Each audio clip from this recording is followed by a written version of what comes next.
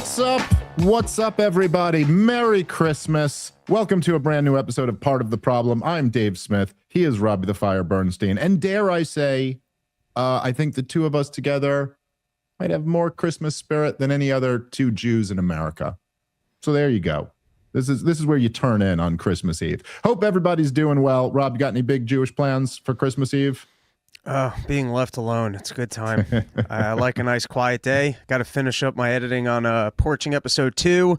All the fans out there, if you haven't checked it out yet, which is all of you, there are 160,000 people that watched the last episode, and only about 400 made them way over. So there's still a big opportunity for conversions here, Dave Smith. And in the spirit of Christmas, when you're bored and sick of your family, and you're sitting around, you ate all the cookies, you're still waiting on Santa to show up with their gifts. You go to Robbie the Fire. You type that word into YouTube and watch Porching episode 1. There you go. If you got some time, that's what you do. Go watch. How long Porching. Do you gotta watch a log burn for? You know, it's gonna get boring at some point. That is a good point. In fact, I am planning on building a fire right after this show. Right after the show, I'm gonna build a fire and I'm gonna have a whiskey. That's my plan. A nice time. Any Christmas cookies planned? Oh, there's a bunch. There's a bunch up there already. I got my mother-in-law came over with like 3 tins of Christmas cookies. They're making a what's it called? A prime rib upstairs right now, which I'm looking forward to. But there is something about the I was telling this to Natalie before we started. There is something about the 1 p.m. cocktail on Christmas Eve that just like, you know, a lot of life, a lot of being an adult is just finding a way to be a degenerate without it seeming too icky. You know, does that make sense? Like you just do it in a way where it's like, no, that's totally respectable. It's Christmas Eve. Your family's over. You're having a drink at 1. That's not like if I just did that on a regular day, you'd be like, that's crazy. I feel too bad about myself. I can't do it. Like when so I grew up in Brooklyn, right? So when I was a kid, I know a lot of people grew up in suburbs. It was a little different than this, but the thing we used to do was hang out on stoops. There's like the park or it's on stoops is where we'd just random someone's stoop and you'd get a 40 at the store and you'd sit at, you know, you're 16 years old or whatever. And you sit down there and you and your boys drink a 40 on the stoop and bullshit. And now look, Rob, if you saw me just drinking a 40 on a stoop like today, you'd be like, dude, that's insane, Dave. Like you're 42 and somewhat successful and people know who you are. You can't just be drinking a goddamn 40. Right. But if I was in a button down shirt with the sleeves rolled up, drinking a whiskey in my living room, you're like, oh, all right, well, but it's the same thing. You know what I'm saying? Like it's the same, but you just have to find a way to do it where you look like a respectable member of society. So anyway, I enjoy the excuse that's my Christmas spirit. I enjoy the excuse to go to my father-in-law and go, we should probably pour a couple of cocktails. No? I agree 100%. And I don't have country club access, but there's 1 or 2 times I have been at a country club and it doesn't matter what hour of the day it is. It feels like you've earned drinking. And a fucking country. I made it. I'm in the 1%. I fucking drink at noon if I want to. Yeah, it feels totally earned. It feels totally justified. Every once in a while, I would get upgraded to a first-class ticket. It doesn't matter how poor you are and how little you did to earn the fact that you got a free upgrade. You feel like you're in first class and now you get a right to drink. So I know what you're talking about 100%. Well, the first class is that's an interesting one because the drinks are free in first class, whereas like they charge you if you're in coach. And so there is a feeling of when you're in first class, you're like, I mean, I'm giving away money to not drink now. At this point, you're like, oh, you didn't even get. Yeah, I got to make back all the time that they dicked me over because they've dicked me over so many times. So I will eat all the free gummy bears, cookies, and whatever amount of beverages you will serve. Yeah, we might be flirting with a sunk cost fallacy or something there, but it does it checks out to me that it's like, well, dude, if I've spent $1,000 on drinks back there, I'm gonna not take the free ones when I'm up here. It's an insult to Coach Dave for first class Dave to not drink in first class. On the same note, though, I think anyone that actually eats the full meal on a plane is a psychopath. I've done it, but it's only been in a situation where I just like mistimed things out and I'm starving on this goddamn plane right now. I'm always furious if I actually am hungry enough that I want that meal. I don't think I've ever eaten the full meal because there's always something there that's just off. Like you kind of pick at what you can, but it's just eating not that it's great and it's overpriced or whatever, but eating at an airport is always, it's 1,000 times better than eating whatever the microwavable meal that they're going to fucking serve you. But Rob, I don't understand why they're still trying to do hot food on planes. Just bail on that whole thing. There's no such thing as a good microwaved meal. None of it's good. So just like, I don't know, just have like bags of chips and shit. Anyway, okay. Let's move on to some stuff. Obviously, it is Christmas Eve. We are nearing the end of the year. I always, we'll do a big New Year's show at some point soon, but it's just one of those things. 2025 has been quite a year. Obviously 24 was a wild one. This was another really wild one. So just thinking about a lot of these things, but I guess there's not that much news going on at the moment, which I'm kind of thankful for because most of it isn't good. So that's okay. By the way, anyone, if you want to put any questions into the chat, we'll answer as many as we can during the show. I guess the big thing going on right now is the mess that is the release of these Epstein files. And, as I've said many times over the last few months, and I really stand by this, I don't know that I've ever seen a political scandal mishandled this badly. The whole thing, it's really just amazing. I said when I was on Megyn Kelly's show, I said something along those lines. And then I said, I think they handled this worse than the Biden administration handled his senility. And people were giving me a little bit of shit for that. I got some pushback for that, which I understand what people are saying. But I'm not saying and look, you could make an argument here because the Jeffrey Epstein thing is really, really bad. Okay, you could make an argument it's a worse scandal that the president of the United States of America, the sitting president, is senile and everybody's covering that up. And I understand you could make that argument. Although it is debatable. Jeffrey Epstein is really, really bad. But that being said, I think what people heard rather than what I said is I wasn't saying the scandal is worse. I'm saying the handling of the scandal is worse. This is at least, look, saying there's nothing wrong with Joe Biden and he's sharp as a tack behind closed doors. It's not great, but it's not the worst thing you could say about it from a propaganda point of view if you're just trying to get past this. All right. But for Donald Trump to campaign on we're going to expose the Epstein thing, then have the ceremony where you give the influencers the Epstein files, then those files turn out to not be the Epstein files and were just things in the public domain already. Then you turn around and say there's no such thing as the files. Then you turn around and say there are the files, but they're a Democratic hoax. Then you turn around and say it'll destroy our entire political system if we release them. Then you turn around and sign it into law, and they're released. And now we're just with all this demand from the public for accountability and information here. Now what we finally get is just this weird, heavily redacted, seems to be in some cases, Rob, where you can undo the redaction, which is really, really wild.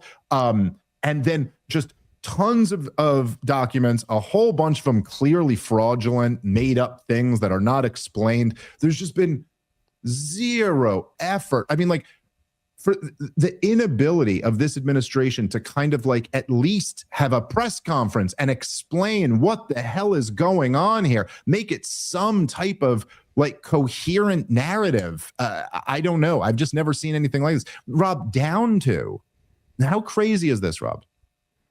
I saw Trump the other day trashing Thomas Massie again for pushing for the Epstein files to be released. It's like he hasn't even updated his software in his own web of lies. Wait, you're still mad at Thomas Massie for co-sponsoring the bill that you signed into law? You signed it into law. You didn't veto it. So what are you don't you have to drop that beef now? It just makes absolutely no sense whatsoever. So I don't know. I guess my biggest takeaway by this whole thing still is that I'm flabbergasted by the sheer incompetence of the whole thing. So you're almost commenting, if I'm understanding you correctly, that as an observer of Donald Trump and his administration, they're so incompetent, they're not even putting forward a good lie of what the storyline is for us to debunk. And so you're almost a little bit lost on how to approach it because... Yeah, what am I supposed to do here? This is too obvious. You don't even need me. Because they're not even pushing a propaganda story. They're just slowly leaking accurate information that keeps all eyeballs on the story and want it to actually be solved. Yeah, it's like I just don't even understand what, like, the thing is, they're so caught with their pants down, and so they couldn't even come up with a lie. I mean, it's like you can't believe the Trump confidence on this one, that he's actually putting out real information and just smiling through it with the same talking point of Democratic hoax, and this is Thomas Massey's fault that we're looking at it, while the entire internet is yelling, what the hell is all this? Yeah. Yeah. And look, it'll obviously be, you got to, like, with all these things, you got to, especially when there's these huge dumps, you kind of got to wait for, like, people to go through all of it. I mean, you could be one of those people yourself if you want to, but it's a lot of work. But you got to kind of wait for a lot of people to go through this and figure out which documents are what and what smoking gun, if any, there is. I mean, so far, the stuff that I've seen was, like, there was the one accusation against Donald Trump, which did seem pretty damning. And there certainly were a lot of pictures that involved Bill Clinton and stuff like that. But we're still kind of like, I don't know. I guess it's very clear at this point that the administration has no desire, to get to the bottom of any of this, expose any of it. They clearly have a strong desire to cover this up as much as possible. And I just don't see how it's possible to reconcile all of that without it just being obvious what they're doing. I agree with you that it's a total mess, and we got to kind of wait to see where things land. Some of the very interesting takeaways to me is, firstly, Thomas Massey really did win the day on this one of getting all this information out, and then pushing back on all the information that was redacted, because the law that they signed included that redactions could not be made just to protect people. And then the Justice Department pulled some absolutely batshit spin on that, which was that previous law is that they have the right to redact. None of it made any sense. Then the internet comes along and they figure out how to undo a lot of the redactions. Now, here's what makes it so messy. Firstly, you've got that letter going from Epstein to the guy who was raping all the gymnasts. And then turns out that looks like it's fraudulent. Yeah, well, didn't it come from, like, it was like in 2018 or something? Yeah, no, it came 3 days after he had died, and they're not sure if it's his handwriting. And there's some holes in that story. But some of the things that, really muddy the waters is, for one, you got a lot of random pictures of individuals who are out with Epstein, but some of the people they're with, like, they got one with Bill Gates, but the lady's face is redacted. Just based off body types, not to be a creep, that doesn't look like a child. That looks like a 30-year-old woman. And so, like, that's a little bit, I'm not saying Bill Gates didn't do anything wrong. I'm just saying putting out a redacted photo implying that there was something worse going on with what's clearly an adult woman doesn't really help. Then you've got crazy stories like Donald Trump raped and then killed a 14-year-old from the limo, but it's like, these are not... The girl ended up dead. No one's saying Donald Trump killed her, but the girl ended up dead. They ruled it a suicide. It looks kind of shady, but evidently there was an accusation that him and Jeffrey Epstein, like, but these are just like random stories by individuals. I think the most interesting juice in what's come out thus far is that there's a pattern in the redacted information of hiding co-conspirators. Top amongst them would probably be the lawyers and accountants that have been running Epstein's estate since he passed. There's also that FBI document where they were at one point looking into 10 co-conspirators, apparently including Wexner, and that got dropped.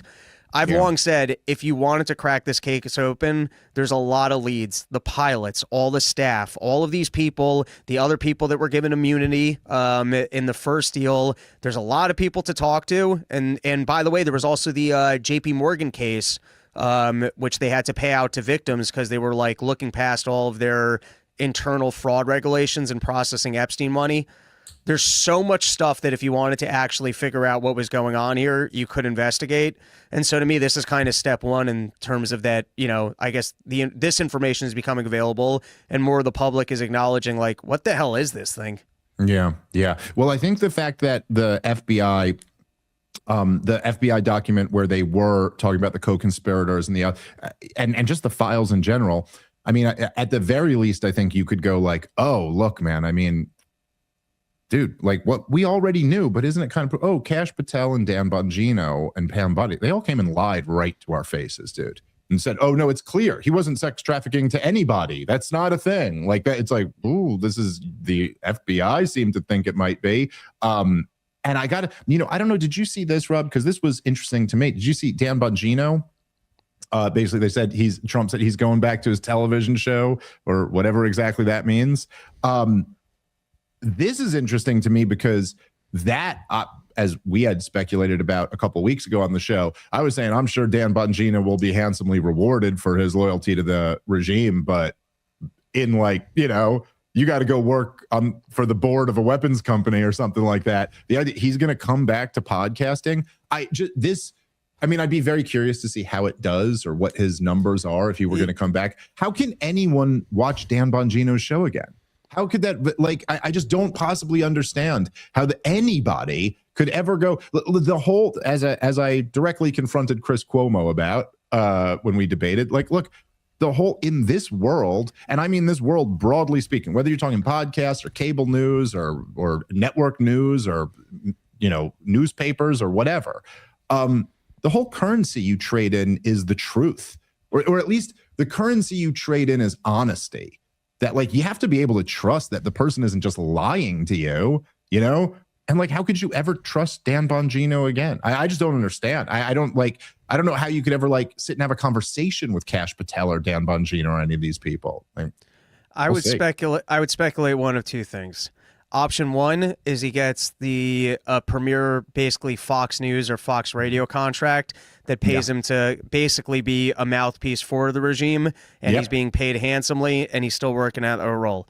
Option two is he tells all and goes, hey, I was there, and it was against my conscience, and that's why I finally left, and here's the worst things that I saw, and this is why I left. It's really tough for him to pull off option two.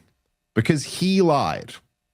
It's like, if you want to say, this was against my conscience and so I left, the only way to do that and to, keep your support from the base is if you were actually a conscientious objector. You know what I mean? Which is like, no, they asked me to go lie to the American people about this. And I said, sorry, sir, I resign. Which is in the United States of America, you do have a right to do that. You can resign. That is your option. And he didn't do that. He went and lied to all of us. And then months later, after the issue was forced, then you leave and then you come. I just think it's going to be very tough for him to pull that off. I didn't know now what I knew then. And we were still in the administration, and I was trying to trust the plan. And so when I was told this information about Epstein, I decided to go with it. But now that I know what I know now, I absolutely cannot endorse or stand by them. Yeah, maybe. We'll see. I think that's going to be a tough one. That's going to be a tough one to pull off. Oh, here, let's read. We got a couple questions here. I'll read one here. Also curious, Dave's thoughts on instituting mandatory psych exams before you buy a gun, but if the government fails more than, say, 0.5% of people, the law is void. Seems the best I can come up with to protect the Second Amendment, but also prevent antisocial psychos who shoot up schools from getting guns. I don't like it. Sorry. Now, look, the whole problem, well, there's several problems, right? But the problem with, saying you have to have a psych eval in order to buy a gun is like, okay, well, number one, people, oftentimes with a lot of these cases, like I remember in the Sandy Hook shooting for sure. And then there's been, I'm sure, several others where like in the Sandy Hook shooting, it was like the mother's guns.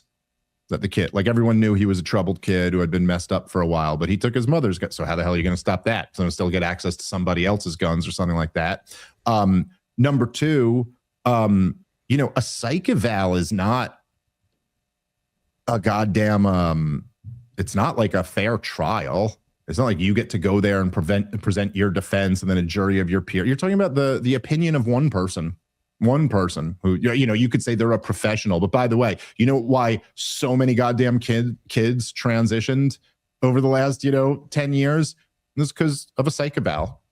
Or they got a psychologist to say, yes, I think that's a girl trapped in a boy's body, because they got swept up in the goddamn pseudoscience of the day. In the same way that doctors were telling healthy kids to get the COVID vaccine, and so you're just kind of like creating, like, what does it mean? What does a psych eval mean? The people, I think that convincing a 6-year-old to socially transition is horrific child abuse. But the whole goddamn, all of the institutions, I mean, now they've changed, but all of the institutions for most of the last 15 years said I was an abusive, person for believing that. Number two, it becomes a very easy way for the state to take away guns from people by calling that group. It just becomes, instead of calling them terrorists or narco terrorists or whatever, you call them crazy. And now you can disarm a whole group of people. The other thing about this dynamic is that, first of all, a lot of people own guns. There's like 400 million guns in this country or something like that. And a lot of people have guns for protection, to protect themselves, protect their house. And a lot of those people might have some psychological issues unrelated to the gun, nothing like they're going to go kill anyone. And maybe they want to go get help. But now you've put a huge disincentive for anyone who values being a gun owner to go see a shrink. Because if you are diagnosed with something, you might lose your Second Amendment rights. So no, I just don't really think, I don't think there's any way that you can put these barriers for gun ownership that are going to be anything less than a nightmare. But that's my guess. Rob, should crazy people be encouraged to have guns? I liked your analysis. I do wonder, though, if maybe if they put you on psychiatric meds. I like their kicker, though. I thought that was an intelligent kicker of if they fail more than 0.5%, because I do wonder what the total number of sociopaths are on a population basis. And so I guess if you went that number and then his math of if you're failing more than that number, then you're failing too many people. So I did think it was an interesting kicker on the question. I'll grant that. I will agree. Okay, let's a question here on the Epstein one. I'm sorry, someone asked if I watched Tucker's dive into Thomas Crooks. I have not seen that yet. Be interested to watch that, though. To what extent do you think the Epstein file scandal was particularly badly handled versus the change in media landscape just making the establishment's normal evasion strategy no longer effective?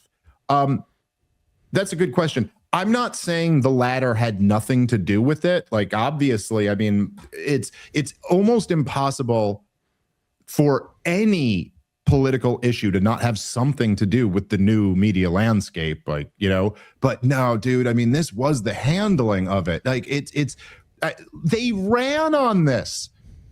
All of them ran on Epstein transparency and getting to the bottom of it. Trump himself talked about it, but Kash Patel and Dan Bongino and Pam Bondi talked all day long about it. And then they just immediately pivoted with terrified looks on their face to, well, I don't know what you're talking about. Nope, there was no thing. Nope. No guy named Jeffrey Epstein ever existed. Like, it was out of a cartoon. They could not have done a worse job handling this. I don't know. That's how I feel. It's like Trump looked at some of the information, was like, shit, I didn't realize I was all over this. I mean, it really was. It was out of like an episode of Martin or something like that. Like, I don't know if anyone ever watched Martin Lawrence's show back in the 90s, but it was like over the top cartoonish kind of comedy. And like, it was almost like, it was literally like, I'm going to show everyone what's on this paper. What's on this paper is going to kick your dick in the dirt, man. You are going to lose your mind. And only I would be honest enough to share with you what's on this paper. Okay. Guys, we don't really need to see what's on this paper. Like, it was like that, like, what, Jesus Christ. Like, and also just, it really was, there was like, even on Trump, but he's a better liar than most. But like Dan Bongino and Kash Patel, like you could see it on their faces. Like it was just, it was the worst handling of a scandal I've ever seen. And I do think it, obviously there were a lot of other things involved with this too, but it absolutely was devastating to Donald Trump. It was not just something you can measure in approval ratings. It was devastating to Trump's aura. It was devastating to Trump's like energy. It's just there's almost like a before Epstein cover-up Donald Trump and an after Epstein cover-up Donald Trump. And the after just lost all drain the swamp credibility. No, you're not even, you can't even pretend to be that guy anymore. When it really came down to it, you wanted to protect the swamp. That's all. So I don't know. That's my feeling. I don't really see how they come back from that. You know, it's one of the things about Donald Trump, and I suppose this is like one of the tragic things, is that, you know, we're only through year one here, Rob. Yeah, he still has three more years to ride this out. Also, I'm going to say that the biggest variable here really is Thomas Massie. I've never seen an administration looking to cover something up where a congressman goes to war over it and then manages to drum up enough support and enough public interest to get a law passed for transparency about what's going on while it's still relevant. Like, I don't think that happened to Bush. Even on the Venezuela war, Congress didn't back that Trump should have to actually follow the Constitution and get approval from Congress. Usually government's pretty in lockstep when it comes to the most egregious things of they're not going to investigate themselves, even if it hurts the other team. But somehow Massie just really dug in on this one. I mean, we haven't seen it for COVID. You know, whoever transpired that scam against us, Congress isn't investigating it. You're 100% right. It really kind of can't be overstated how incredible what Massie pulled off there, and Marjorie Taylor Greene too. You know, and Ro Khanna, he deserves credit for it too. But the fact that he was, and it really did seem to me like Massie's tactic of really, which again, when I say tactic, there's nothing like underhanded or dishonest about this. But he just straight up shamed and threatened all the other members of Congress. You remember his pitch was, he goes, "Hey guys, Donald Trump ain't going to be here forever. And like, you're going to forever be known for protecting pedophiles. Like that will be your legacy in this world." And not that I think politicians are moved by the moral claim of that, but I think they are moved by their legacy, and you know what I mean? And like, I think that was actually very effective. But the way that he was actually able to corner the regime and then get them to cave and get Trump to sign the bill into law really was amazing. Yeah. As you said, Rob, typically speaking, what one of the good members of Congress, you know, whoever they might be, whether it was Ron Paul back in the day, or if it was, you know, Thomas Massie or Rand Paul or, you know, Justin Amash or whoever it might be, you know, typically what they could do is like be the lone no vote, give a good speech on the House floor. Maybe they'd get to grill someone in some type of hearing, you know, a la Rand Paul versus Fauci. But in terms of actually getting legislation passed, they've just never been in a position to be able to do that. And it's pretty incredible that this one actually was successful. I've really never seen anything like it. It'd be like Ron Paul passing his audit the Fed bill, you know? You know, he made some noise with it and it was amazing, but it never got passed. Hold on here. Let me see got a few other questions in the chat here. Someone asked me if I feel bad for blanking out. Dave, do you feel bad for blacking out? And then it's just blank. No, I don't. It's interesting. Oh, I have fun. Okay. All right. Maybe that guy blacked out in the middle of his question. It's possible. It could be. He was sitting there, he was typing it, and then he forgot to finish it. Maybe that's a joke. Okay. Let's here. I did want to play this clip, which I saw was going around the Twitters, and this was from a Jillian Michaels podcast, and I don't, you know, there wasn't I don't know why this clip was just something where I was like, I think maybe we should talk about this on the show. I guess part of this is just because, as I've mentioned, this is something I've been thinking about a lot lately, but maybe like a New Year's resolution is in the next year to try to focus more on economics. I think like economics is just something I'm really interested in. I know it's something you're really interested in, Rob, too. And I think it's really important. And I kind of made this point after Mom Donnie got elected, but I do think, to whatever, degree I've been, kind of on a tear over the last few years. And I think I've done a really good job of like branding libertarianism as like libertarians are the anti-war guys and like the best anti-war guys who really know what they're talking about and oppose this shit for reasons. But like, I don't think I've made kind of like end the Fed is not as synonymous with me as it is with like Ron Paul. And like, I almost think this stuff is important. But anyway, so here is the clip. It's Jillian Michaels, who I absolutely adore, being fed nonsense by a Fox News lady, who claimed in the interview that she is defending capitalism, which is particularly what drove me crazy about this. But I wanted to play this clip and then me and Rob will respond. What happens in a deflationary environment is nobody buys anything. They just hoard, because why would you? Like if I know I can buy that car next month for 30% less, why would I buy it this month? Why would I buy anything? I'm going to sit on my cash and I'm not going to move. And so I'm not going to actually engage in the economy. So that is why it is the scariest situation. A lot of people have said to me like over the years, why does the Fed shoot for 2% inflation? Why do we even need 2% inflation? Why does anything have to go up? And the answer to that, sort of the textbook answer, and you can understand it when you think about it, if things aren't ever increasing in price, you're never incentivized to do anything today. Because we're all procrastinators. We can do it tomorrow when it's cheaper. What happens in... All right. This is just, I just hope you understand. But this is just, first of all, I love Jillian Michaels, and it makes me angry when people fill her sweet mind with this nonsense. And then I saw like she tweeted out and was kind of like this, like made sense to her, I guess. And she was like, yeah, like for this. Ooh, God, it makes me so angry when people are so economically illiterate. I don't know. It just fucking drives me crazy. When you think about this, you can really understand it. Hey, while you're thinking about this, like if you're going to make a claim like, hey, in a deflationary environment, no one ever buys anything. You do realize you're not just speaking in abstractions. Like there's been deflationary environments before. Like, are you telling me, can you point to one where no one bought anything? People just stopped buying stuff.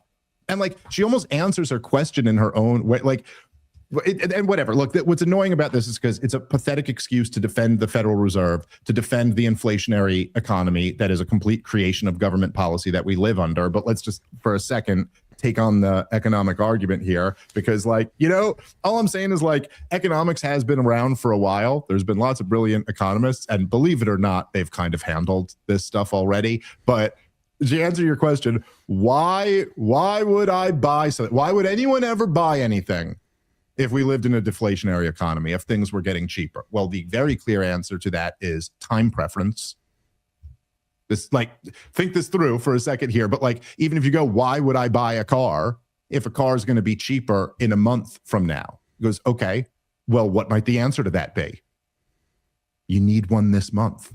Like, I mean, I'm not saying you wouldn't ever, nobody is claiming here that like no purchasing patterns would be altered by things going down in price, but just saying we could all think of lots of examples of things.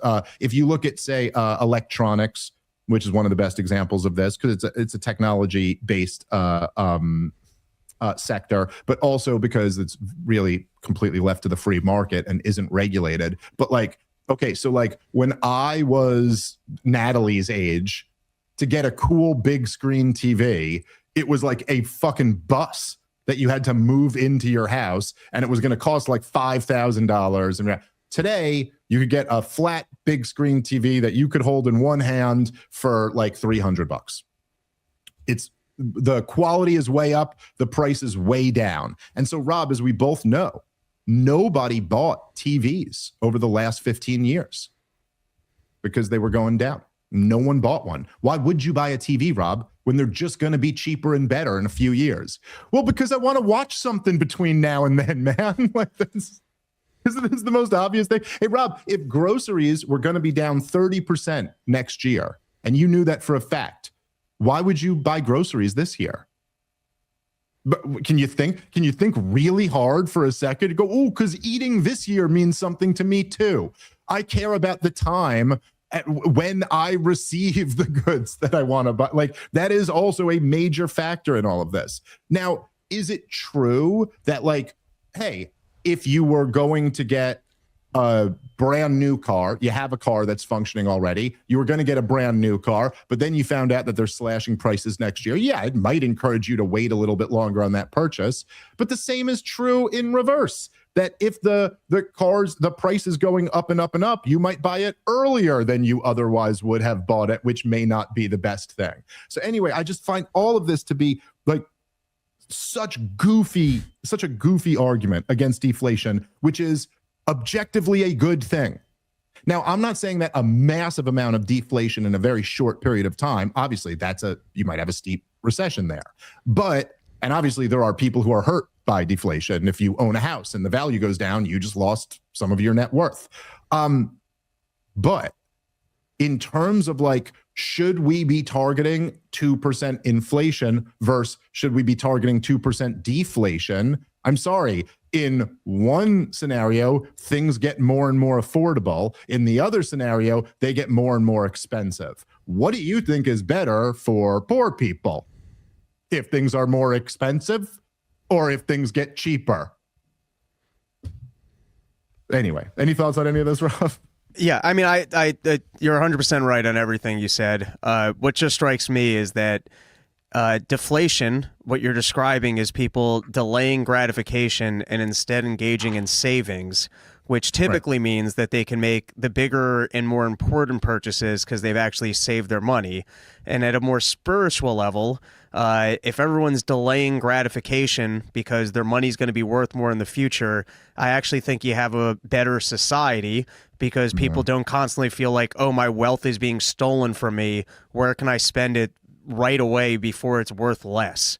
Or you actually have an environment where someone's like, oh, I might be able to purchase a house in the future. Let me save money. Let me not go out and drink this weekend. Oh, you know what? It's really not worth spending the couple extra bucks that I have out at the bar because I will be able to purchase a car at the end of this year because cars will be cheaper. And then all of a sudden you got people who, as you mentioned, time preference, are now starting to think on longer time horizons and actually being forward looking and thinking about, you know, their lives, savings, future investments. And you're talking about a much better, on like a spiritual level, a better society where people are being forward looking and not just making compulsive decisions. Now, we currently have economy. I remember going back to George Bush, we need people to get out there and spend. It's the most short-sighted look ever of we need everyone to spend everything that they have right now. We need people to borrow from their future earnings and spend right now. We need everybody in debt. And you know what that is? That's the sickness of everything's at overinflated prices. So we got to figure out how we can pull more money in to keep all these bubbles afloat and pretend like we're richer than we actually are. That's right. That's right. But who could look at the American economy? Like, if you looked at the American economy, and I mean every level, like the federal government, state governments, local governments, private businesses, individuals, and you would say, look, I'm looking at America right now, and Rob, the problem we have here is that there's just way too much savings. You know, just everybody's just saving way too much. There's not enough spending. There's not enough consumption. There's not enough debt. Everybody's just at a surplus here. Say, like, what world are you living in? What are you talking about? That's the issue. And like, yeah, and it's not just George W. Bush. I mean, he might be the only one who ever explicitly said, go shopping. And that is the answer to this recession. But that's been the economic agenda of the entire quantitative easing regime through Obama, the entire monetary policy through Donald Trump's first few years, the entire response to COVID. And now Donald Trump's angry that it's not just forever the response or something like that. But yeah, like, why is it, you know, to your point, which I think is so spot on, but why is it like, look, obviously, and anticipating a price being lowered or a price being raised could change your consumption, behavior in one way or the other. But like, why is it, like if you were like, oh my God, I'm not going to get a new car this year because I can get a new car next year for even cheaper. Or I could get an even nicer car next year, so I'm going to wait. Why is that worse than I don't really need a new car, but I'm going to buy one now because this is the last time I'll ever be able to afford one? Like, why is it obvious that the latter isn't a bigger problem? And so again, what this all like becomes is just an excuse to continue the inflationary economy. And now I'm sure someone like this wouldn't want Biden's inflation. She wants the Fed to hit their target. She just wants 2% of your wealth to be stolen by the government every year. Not like 9%, Rob, because that's just too crazy, right? But like the thing is, it's a fatal conceit. Once you concede at all that deflation is bad and inflation is good, you're 70% of the way to being a socialist.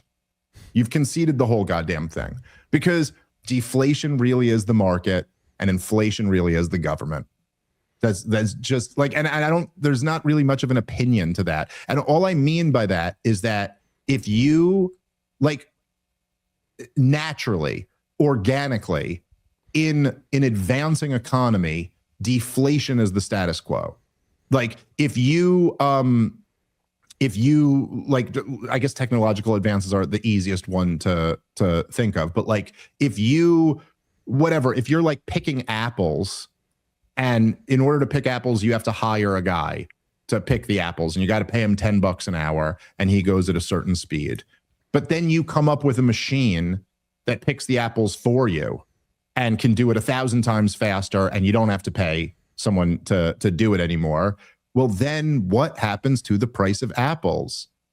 They fall. It gets cheaper because we can produce them with much less manpower, with much less hours, and right? It's just, so naturally speaking, if you are progressing and advancing, things become cheaper. And naturally speaking, if you're devaluing your currency, prices go up. And so it's all just, what's infuriating about it is it's a defense of the status quo, and all the status quo is a bunch of bankers robbing from the rest of the people. And that's what you're defending, whether you mean to or not. You're filling my sweet Jillian Michaels heads with this poison, with this nonsense. But anyway, yeah, that did. There's also it's also, you can argue for deflation, but this is the dumbest way to make an argument for deflation, which is people won't spend money and they'll actually think on longer time horizons, and they won't be incentivized just to blow everything right now. That's the wrong argument. The right argument would be, listen, if you were starting an economy from scratch and you had a free market, deflation would be great. But sadly, since we have a Fed and there's so much debt in our economy and so many companies are running off of debt, we actually can't live in a deflationary environment now. And every single business decision is essentially made off of borrowing money is in their benefit because being in assets is cheaper. The flip side of that, though, is that, that just... Firstly, I think over a long enough time horizon, you're going to have a deflationary event, and it's going to end up working out well for the wealthy that actually have cash and savings ready to go. I think they're more diversified, and that, yes, they ride all the waves of assets. But believe me, if there was an inflationary event tomorrow, Warren Buffett's probably the best suited for getting out there and picking up everything for cheap. Yeah, so she's not even making the right argument. The argument for why we need inflation and not deflation is because we've gone so far in the wrong way. It'll be devastating for so many individuals who have bought into, hey, I need to have as much debt as possible. Yeah, an argument I would still disagree with, but it would be at least a more sophisticated, kind of plausible one. Yeah, that's right. The idea that just nobody's going to buy anything. It's like, again, as I said before, like there have been in the United States of America, we've been through deflationary periods before, and it's not true that nobody bought anything. But again, like what you're really getting at is you're like, yes, it is true that that inflation incentivizes present consumption, whereas deflation incentivizes more long-term thinking. You want to argue against that?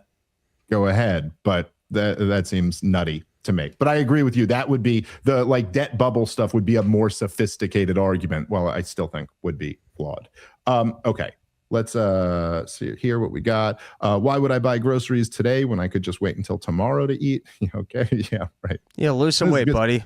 You'll start intermittent fasting and just always waiting tomorrow so that you can save a quarter on beef prices.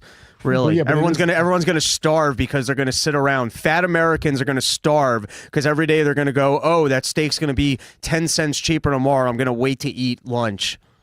Dude, I mean, there are people who buy stuff the day before a blowout sale. You know what I mean? Like people like this is silly. Now, that being said, it might stop some people from buying some things and waiting till tomorrow, but that also might be the right move. Yeah, the one argument against that, or the one sector, might be people delaying healthcare purchases and not screening things early enough. But I mean, in a free market for healthcare, those prices would come down. Yeah. And to some extent, people need to adjust, and that's a personal risk decision. Well, also, but then the counter to that, right, is that okay, but play this movie out a little bit further. And if prices are going up and up and up and up and up and up and up, right? Because you have the compound interest effect, right? So like if the target is 2% this year and then the target is 2% next year, you've grown actually more than 4%, right? Because it was 2% of the larger number was the second year.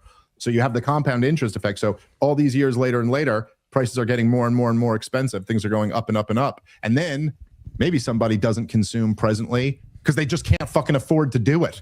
Like, how about that? You know what I mean? Like, how about somebody just doesn't go grocery shopping today because they can't fucking afford groceries anymore? So now, whatever, they're eating off a dollar menu or some shit like that. Like, so there's also you know what I mean? Like that inflation catches up to present consumption eventually also, which is a whole other factor. How about this? I'd like to work hard, make money, and then be able to keep the money and then have it not be worth less in the future. Yeah, that's fair. That seems reasonable to me. All right. Dave and Rob, do you think Vance will blame Trump for how all the Epstein files were handled in 28 and will have a repeat of Trump attacking his own VP? Look, man, I think that is the question right now. And I got to be honest. Look, there are things that I like about JD Vance. There are certainly issues where I think he seems to be, at least from what he says, a little bit closer, like a step closer toward us than a lot of the other MAGA people. I also think JD Vance is smart, and I think he's good on microphone. He's better than I thought he was initially. He's good at doing like a hostile CNN interview. He's good at explaining things. He does a good job on podcasts.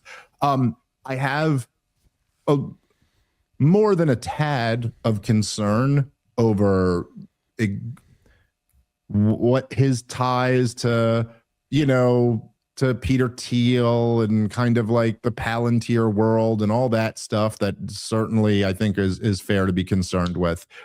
But honestly, I think almost the biggest problem with JD Vance right now is that there's a weakness to him.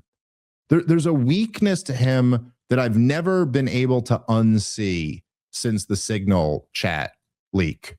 The one where he's the only one who objects to attacking Yemen, but does it and this is behind closed doors. They didn't think this was going to get leaked, but he's like, hey guys, I don't think this is a good idea. And this is kind of everything that we ran against. But like, if you guys want to do it, I'm a team player. I'll go ahead. And like, there was just something in that where you're like, so I guess to answer your question, I don't think he's got the balls. It's kind of my honest feeling right now. You got to have real big balls to pick a fight with Donald Trump. And if he does come out when he's running for president and he says anything that Donald Trump did wrong, Donald Trump's going to smash him back. And now, that's a nightmare scenario for you if you're trying to be the Republican nominee. You're trying to win the presidency. Donald Trump is against you. And so, but then at the same time, right? How the hell is he going to win without doing that? How's he going to energize the Trump base without doing that? And so he's caught in this real awful position. Now, as I was getting at before, we're only done with year one here. It's not time for 28. It's I think in some ways Donald Trump has jumped the shark so much that so many of us are like, all right, what's next? But like, there's still 3 more years. So a lot's going to happen between now and then. But the one dynamic I don't see changing is that I don't think there's any way, look, it was not that I think she would have won anyway, but it was such a disaster for Kamala Harris when she went on The View and couldn't name a thing that she would have done different than Joe Biden. And, if JD Vance is going to be in a similar type of situation, I think, after what a disaster this first year was, you're going to be looking at a real failure of the Trump administration. And it's going to be, the dynamic is going to be, Donald Trump said he was going to drain the swamp. He had 8 years to do it and didn't drain anything. How's JD Vance going to handle that? I don't know. What do you think, Rob? I think it's really going to depend on where we're at in 2 years, where the economy's at, what kind of foreign wars we're entangled with, and how this Epstein storyline plays out. If things are exactly where they were right now, let's just say Epstein storyline still lurking where people are interested, but there's no, real engagement from the government to uncover it. And the economy is kind of just where it's been, feels stale, but they keep reporting good numbers. Right. And, we're not in a full-fledged war, but we're just supporting wars. Firstly, I think JD Vance is going to have some tough competitors within the party to win the inauguration from.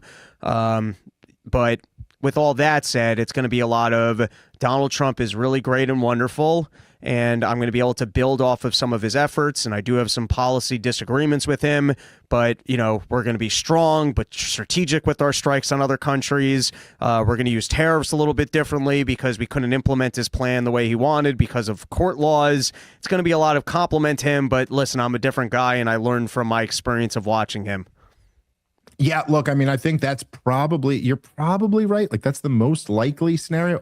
That is pretty weak to me. Like, that's not, you know what I mean? But yes, I think you're probably right that that's the lane JD Vance will ultimately take, because fuck, all calculations considered, But it's probably the path of least resistance. If things go to shit, like the economy, like there's either just a chance that he doesn't run because he's too affiliated with the administration, or he's got to go, hey, I didn't like any of these things at the time, and now I have the experience of being on the job, and so this is the way that I'm going to do it. But that's a tough battle. Yeah, I don't know how you do that. I don't know how it's possible. But again, we would Donald Trump's got to be down and out for that to happen. You got to have the economy in the shitter. Tariffs have blown up. There's a new war going on, and maybe he's more in trouble for Epstein stuff. Yeah, things would have to be really, really bad at that point. I will say, I think JD Vance really wants to be president, and he is positioned to be the next, Republican candidate. So it'll be interesting, man. It's going to be real interesting. This next year, I think, is going to give us a lot more information. As of right now, like, if I had to, obviously, it's still a lot of time left, but I think that I think the midterms are going to be a bloodbath for the Republicans. I think they're going to get absolutely creamed. I think your top contenders against him, even though Massey said he's not running, I think he could put together something. I think Josh Hawley's kind of the young stud, and I think Vivek separated himself from the administration, and he might be able to do something. I think those are the people he's going to have to contend with. I think I don't know what position Vivek's really in. I never want to be too like kind of terminally online with these things or because there is something to that. And there is something to the fact that there's like, the regular voters are not as like, there's a sliver of Americans who are like super interested in politics, who watch shows like this and who, like really think about these things all the time.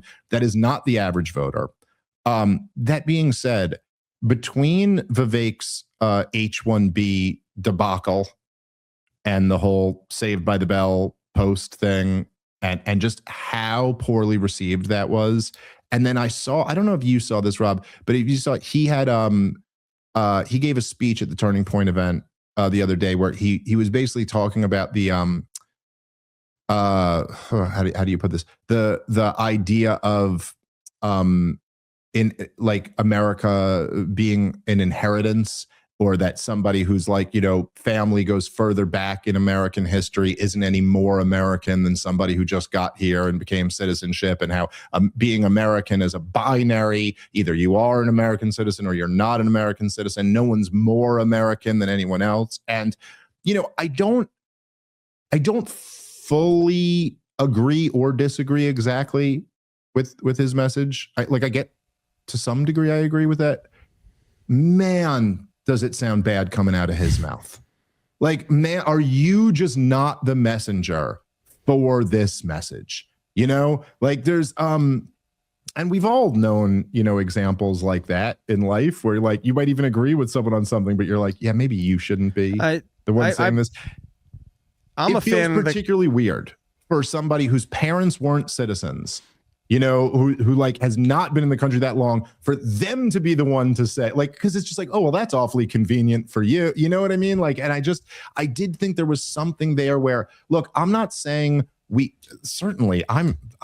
don't want to see like, brutalism or nativism or any of these forces like be the dominant force in the Republican Party. I don't think any of that would be good, but I do think that it just like, it really misses the mark in a way when, it kind of reminds me almost like, like when during like the height of COVID, where like, the Cato Institute would be writing some, piece about how it could be acceptable on libertarian theory to have a lockdown under some crazy conditions or something like this. And you're like, dude, no one wants to hear that right now.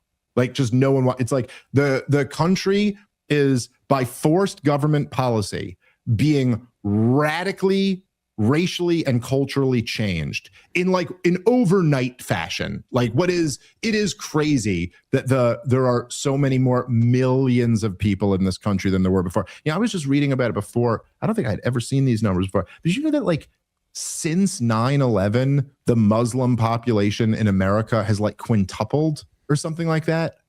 And nobody would have voted for that.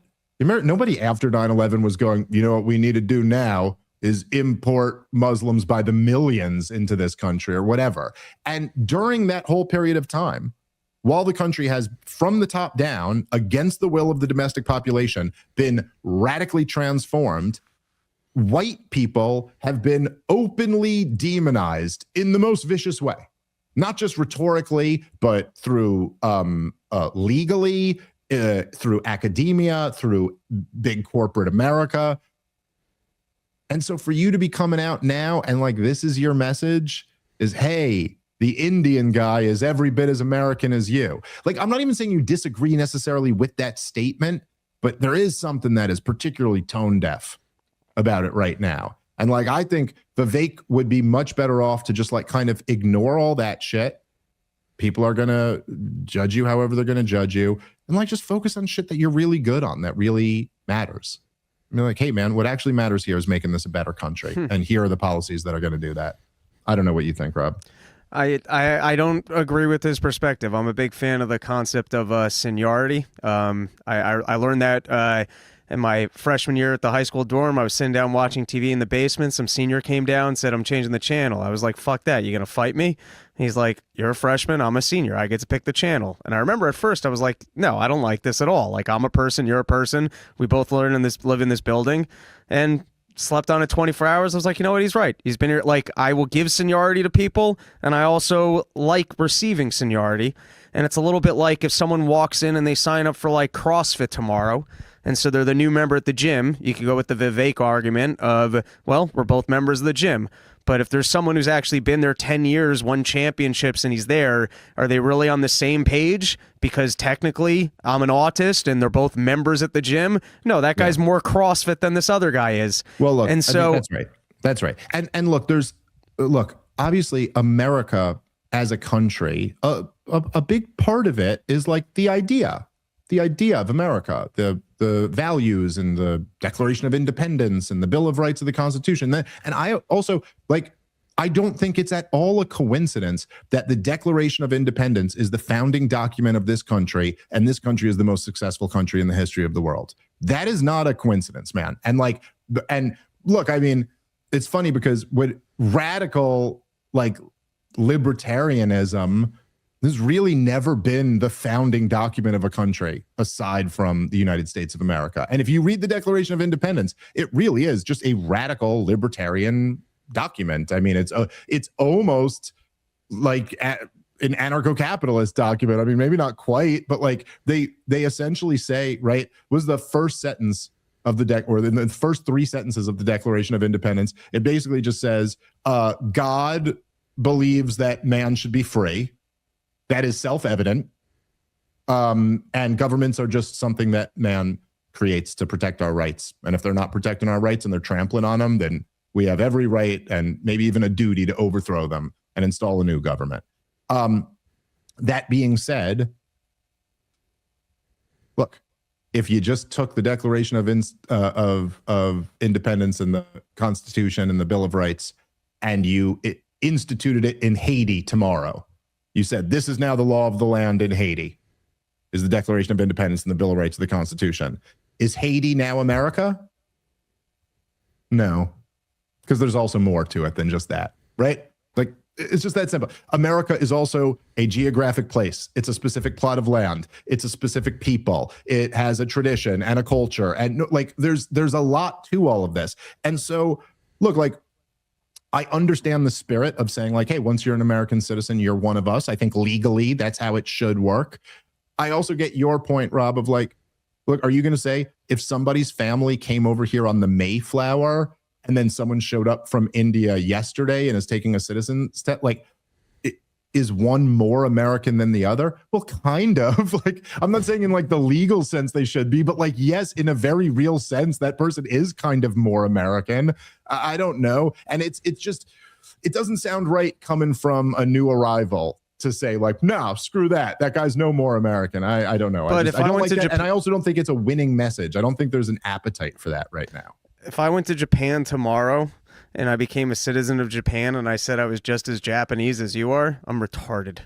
Yeah, well, that's right. That's right. And so it does. And to your point, there is something with that seniority thing there. You know, I remember having this conversation. We could wrap on this, but I remember talking about this with a young comedian at the time. And I mean, she still does comedy. She's doing good now, but like, it was like when she was first starting up, but she was complaining to me about Rebecca Trent, who owns the Creek and the Cave. Used to be in Long Island City. It's now out in Austin, Texas. And she's an owner of Skankfest, dear friend of mine. And she was complaining about how she's not in with her and she doesn't help her with anything. And I was like trying to explain this to her where I was like, look, I understand how you feel. And believe it or not, I used to feel the same way about Rebecca Trent because I wasn't in with her and she didn't help me with stuff when I really could use it. And then I got in with her. And then, I mean, literally at this point, Rebecca would walk into traffic for me. She's like, and I would do the same for her. I love her. And I was just trying to explain to her, I was like, look, I understand it's hard when you're not in because then you're out. But if you work to get in, by the time you get in, you'll realize that somebody has to be out. Otherwise, there is no in. You know, like, it's like if there is, look, Rebecca's got the Creek and the Cave. She's got 300 open micer comedians. Like, she can't help everybody all the time. There's got to be, like, you almost have to put up fences because otherwise none of us can have nice shit. And I've noticed this the same just in my life. Like, you know, like you send your kids to like a real nice private school and they get this great little education. And then in some ways you'll kind of feel guilty because you're like, well, every kid deserves this, man. There shouldn't be like a fence around this where only my kids get this and like the kids whose parents don't have as much can't afford to do it. That sucks. But the thing is, what can I do? Tear down the fence? Because the result of that is just now none of our kids get this. It doesn't bring everybody in. You have to have an in group and an out group, at least to some degree. Anyway, that'll be my final thought for there.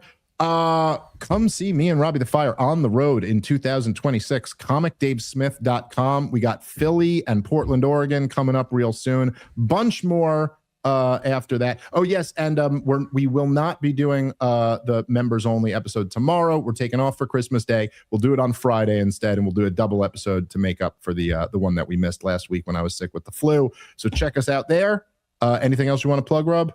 Check out Porching, Robbie the Fire, all one word. Plug it into YouTube and go give that a watch. That's it. Hell yeah. Merry Christmas, everybody. Catch you next time. Peace.